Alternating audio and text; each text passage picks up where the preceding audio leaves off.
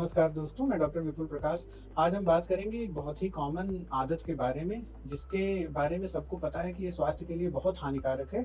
फिर भी दुनिया में करीब 100 करोड़ से अधिक लोग इसका सेवन करते हैं और वह आदत है धूम्रपान या स्मोकिंग।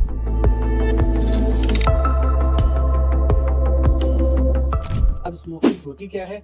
आमतौर पर हम जब बात करते हैं स्मोकिंग की तो टोबैको स्मोकिंग जैसे सिगरेट स्मोकिंग, बीड़ी स्मोकिंग, इनकी बात होती है। लेकिन अगर आप कोई भी साइको एक्टिव सब्सटेंस को जला करके उसके धुएं को इनहेल करते हैं, मतलब अपने सांस के रास्ते से फेफड़े में लेते हैं और फिर वो एब्जॉर्ब होता है आपके शरीर में, तो इस प्रक्रिया को धूम्रपान या स्मोकिंग कहा जाता है। टोबैको स्मोक के अलावा विभिन्न प्रकार के और भी खतरनाक साइको एक्टिव सब्सटेंस जैसे हेरोइन को, ओपियम को, गांजे को स्मोकिंग में इस्तेमाल किया जाता है। अब बात करते हैं इससे होने वाले हानियों के बारे में, इससे होने वाली समस्याओं के बारे में। सबसे पहले तो आते हैं कैंसर।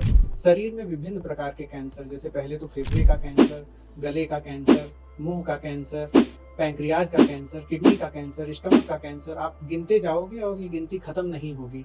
इतने तरह के कैंसर स्मोकिंग से एसोसिएटेड होते हैं।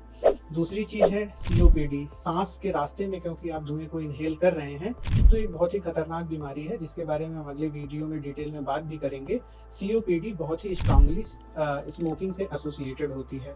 अगर आपको अस्थमा है या कोई भी रेस्पिरेटरी डिसऑर्डर है तो स्मोकर्स में वह ज्यादा सीवियर होने की उम्मीद होती है। स्मोकिंग इसके अलावा कार्डियोवैस्कुलर डिसऑर्डर्स जैसे कि सेरेब्रोवैस्कुलर एक्सीडेंट्स, जिसको हम आमतौर पे स्ट्रोक के नाम से जानते हैं, हार्ट की बीमारियां जैसे दिल का दौरा पड़ना, इन चीजों के साथ भी बहुत कॉमनली एसोसिएटेड होती है। अब बात आती है कि ये आदत बड़ी ही आम है, लोग इसको एंजॉय करते हैं। कई बार सोशल ओकेजन्स पे लोग अपने फ्रेंड के साथ एंजॉय करने के लिए इसको इस्तेमाल करते हैं और कई बार यह बहुत ही बुरी आदत बन के फैमिलीज को बर्बाद तक कर देती है। तो इससे निजात कैसे पाई जाए?